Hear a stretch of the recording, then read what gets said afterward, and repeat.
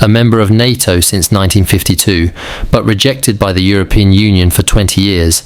Turkey is not European, but it is not Asian either, well, at least not yet. And precisely that's what we're going to talk about today.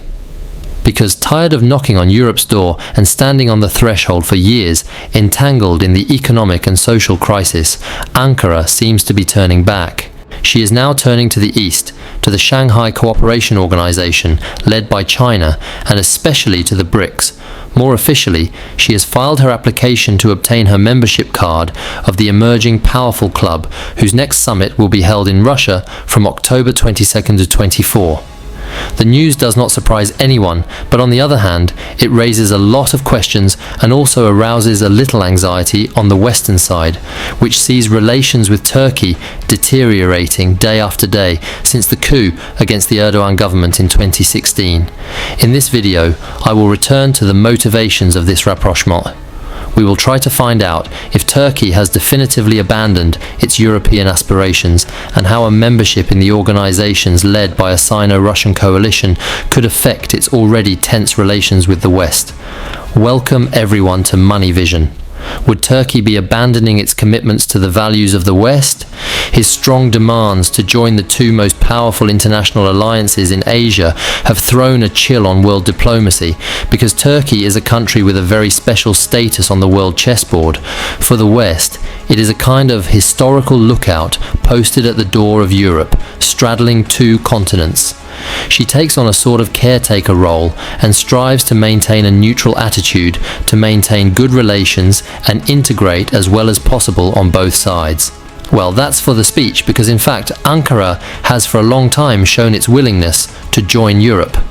Before 1939, under the impetus of its leader Mustafa Kemal Atatürk, the young Turkey, heir to the Ottoman Empire, was already seeking to modernize and westernize its institutions in order to get closer to Europe.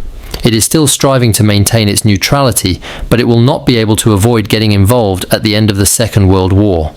In 1945, she in turn declared war on Germany and Japan, but without participating militarily.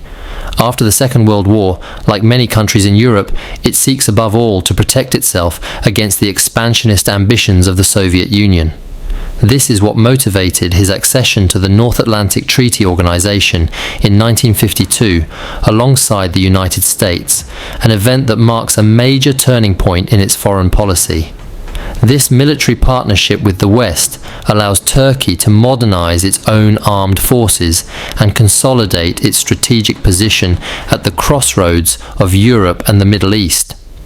During the Cold War, its territory, like that of Greece, constituted a bulwark between Europe and the communist world and made it possible to nourish the hope of joining the Union. For this, it began the steps in the 1960s with the Ankara Agreement, a progressive customs and commercial union which aims to prepare it for its integration into the EEC. And in 1987, she finally decided to apply. She filed a file with Brussels to obtain the official status of member of the European Union. Only, as we know today, the negotiations will never succeed. Since 1987, relations between Brussels and Ankara have been marked by periods of progress, followed by as many failures. The Union has become Turkey's largest trading partner, and the economic and democratic reforms initiated in the country have been welcomed. But fundamental issues such as respect for human rights or democratic values have led to a lot of reluctance on the part of some member states and blocked the process. The failed coup d'etat of July 2016 is a first breaking point in the tense relations between Turkey and the West, and there will be more. President Erdogan, supported by his supporters, even in the streets, accuses Western allies, in particular the United States, of not having sufficiently supported his government during the coup attempt. Distrust rose even further with the subsequent repression, which was considered excessive by many European countries. For Brussels, the Erdogan regime is proving more and more authoritarian and has strayed too far from the values advocated by the countries of the Union. But this is not the only subject that angers in the corridors of the European Parliament. He is blamed for the democratic retreat that has affected the country since the coup attempt, and he is accused of wanting to restore the fallen empire. When Ankara interferes with the help of Russia in Syrian or Libyan affairs, or in those of the Arab Spring countries, hoping to export its model and win support, this is what is now called Erdogan's neo-Ottoman ambitions. The other big reason for confusion is Cyprus. The small tax haven is a bit to Europe what Taiwan is to China. Officially recognized as Greek and therefore a full member by the Union since 2004, Turkey, for its part, claims it as the Turkish Republic of Northern Cyprus and does not shy away from it. Recently, the global diplomatic crisis caused by the war in Ukraine has created new tensions. Turkey has again drawn the neutrality card to justify an ambiguous position. From the very beginning, she opposed NATO's participation in the Ukrainian conflict and for a time obstructed the accession of Sweden and Finland. It refuses to apply the sanctions imposed on its Russian neighbour, with whom it is intensifying trade and military exchanges, and at the same time it supports Ukraine and supplies it with weapons and logistics. Today, a new step has been taken with the accession to the BRICS, which arouses various reactions from the Western side. Some see it as the loss of a strategic ally and are worried about a possible exit from NATO, while others believe that it is an unexpected opportunity to keep an eye on the ambitions of the new emerging powers. No matter what it can well orchestrate with the opposing side, Turkey has already been propelled to the rank of mediator in the new multipolar world that is being formed. Just that.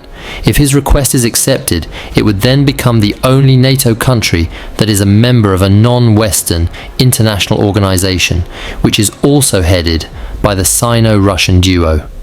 A position that would allow him, according to Washington, to ensure that the non-Western group does not turn into an anti-Western group.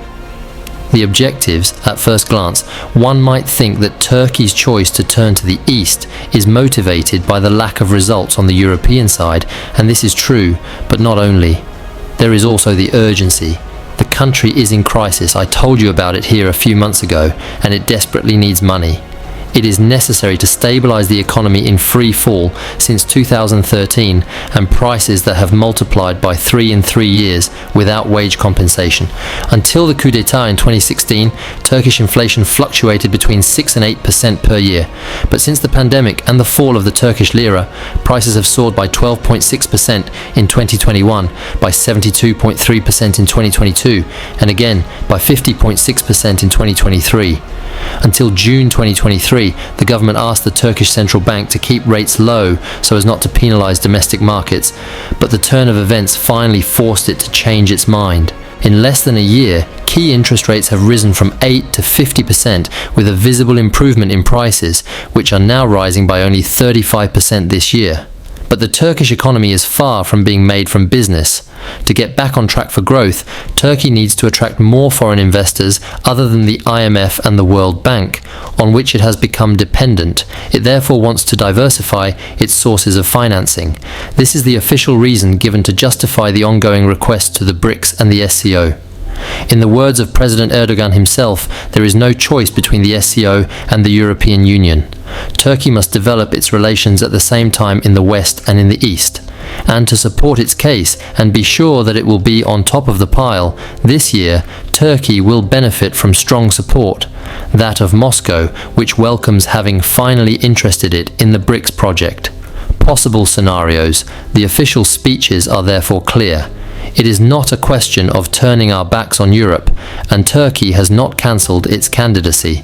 There is also no question of leaving NATO, the first armed alliance in the world, and since there is no exclusion procedure, no one can put Turkey out. The stated objective is to maintain a non-aligned position for as long as possible and to take advantage of what the East and the West can offer, to no longer depend on either one or the other. Joining the BRICS or the SCO will open access to important sources of financing and to the new development bank capable of stabilizing the weakened economy. If her candidacy is accepted, she would benefit from increased cooperation with emerging powers such as China and India and would find new business opportunities. But while accession should further strengthen its influence in the new world order, no one is unaware that it could also complicate its already tense relations with NATO and the European Union, What position will Turkey adopt in the next decisions related to the Israeli-Palestinian conflict, while the West supports Israel and China is approaching the Arab states to support Palestine? By joining a coalition led by China and Russia, which extends to Saudi Arabia and Iran, Turkey is taking the risk of isolating itself diplomatically and ultimately weakening its position on the Western side. But seeing Turkey make its entry into the BRICS Plus would also be synonymous with victory for China. With it, Beijing gains a strategic territory located at the very end of one of these new Silk Roads, which already crosses Iran and ends its race in Istanbul. Two other of these roads also end up on the edge of Europe, in Minsk in Belarus.